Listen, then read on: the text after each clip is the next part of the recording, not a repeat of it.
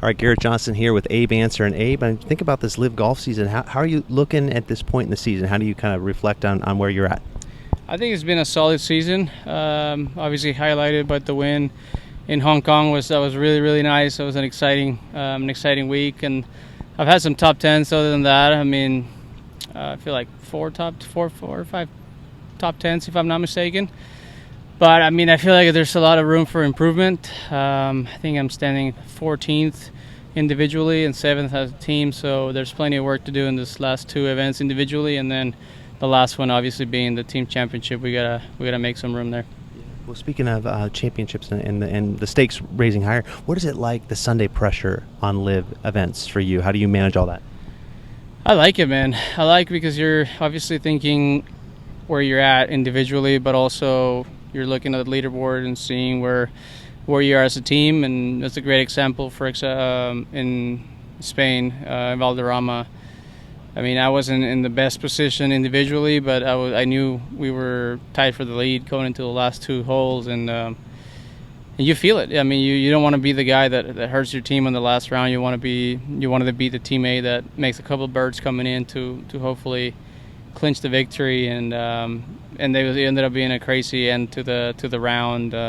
Made a double in the second to last, and then I chip in the last to make a birdie, and Pooch made a couple birdies coming in, and we ended up tying with Crushers and went to this first team playoff, and also Sergio individually against Anirban Lahiri. So it was a really surreal finish, both in a playoff and fireballs coming on top was a lot of fun, especially being in Spain with 3 Spaniards on the team. Yeah, it resonates a lot. I was going to say, with the mental game, self-talk. For you, under pressure, how do you feel you manage the self-talk, inner dialogue?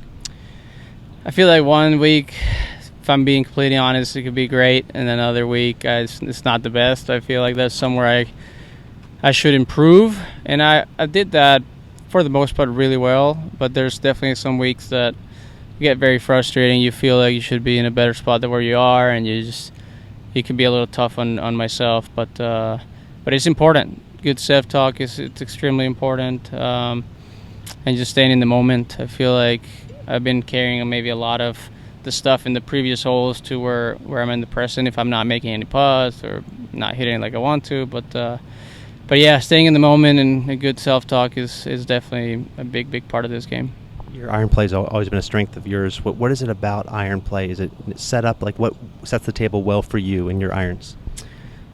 You know what? It's just so many things. I feel like just being free is what makes it the best. I feel like if you're not thinking about positions of the golf club or any specific things, it kind of frees you up to just hit it solid. And I like seeing shots. I like picturing the shot left to right or right to left or whatever it is, and just having a good mental picture of the shot before you hit it definitely helps. And funny enough, this year hasn't been my best ball striking year. I feel like the last couple of years my iron play has been a little bit off of where I would like, but like I said, plenty of room for improvement. Speaking of improvement, when you think about amateurs at home, chipping is such a tough part of the game, right? What is it about chipping that we can improve on pretty quickly, do you think? I think it's just, chipping is tough, man. It just looks so simple, but it is not. And I feel like just the contact, bottoming out consistently is the most important thing for me. So amateurs, just there's some drills to really teach you where to bottom out and really train your eyes and see where that club is hitting. So consistency of the strike is the most important thing for me, and I feel like amateurs should be practicing on that a lot more, even on short chips, like very short chips, but making sure they're catching it solid, and then kind of moving on to longer chips. Speaking of catching it solid, for putting, lag putting specifically, what is a good way to ensure we're going to catch it solid with our stroke? Yeah, I will say the most important thing, no peeking. That's what Ramon, my putting coach, always says, but the most important thing on longer putts is definitely keeping your head down, because we tend to peek, and it's a longer swing, so you feel like you're already there and you kind of peek and you want to see how far you've hit it. So staying down through the stroke and then looking up once you feel like the ball is starting to slow down, it will definitely help you to hit better putts, better lag putts. And bunker shots, it's always one of the toughest things for us at home. What's your advice on good bunker play?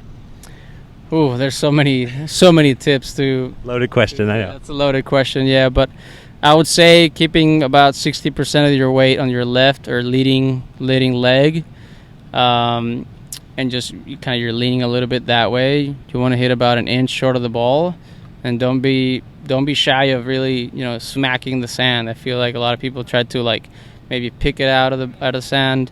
You're just focusing on that entry point. I like to see where I want to, because normally obviously when you're hitting an iron shot on the fairway, I'm just looking at the ball. But for me, I might do it differently. I like to look at where I want the club to enter the sand, and that kind of helps me with having a lot more consistency out of the bunker shots. And then the last thing, your tequila brand, like how much is that? How fulfilling has that been in the couple years that you've had it? It's been awesome, and it's been. I mean, we launched. It's been now 4 years since we launched. We've been working at it for 7 years, so. It's been an unbelievable journey, and it's really cool to go some countries and see it over there. So we launched in Australia a couple of months ago and playing the tournament over there, and just going to a liquor store there and picking one bottle up. It was really, really neat. So it's been a lot of work. The team is phenomenal. I mean, my partners are incredible people, extremely hardworking. I mean, Mark and Aaron, and obviously the whole sales team and marketing team. I mean, they do not stop working, which is nice to see that. And obviously our distribution company is extremely important as well. Abe, always appreciate the time, man, and good luck the rest of the way. Thanks, buddy. Appreciate you. Good to see you, man. Thank you, bro.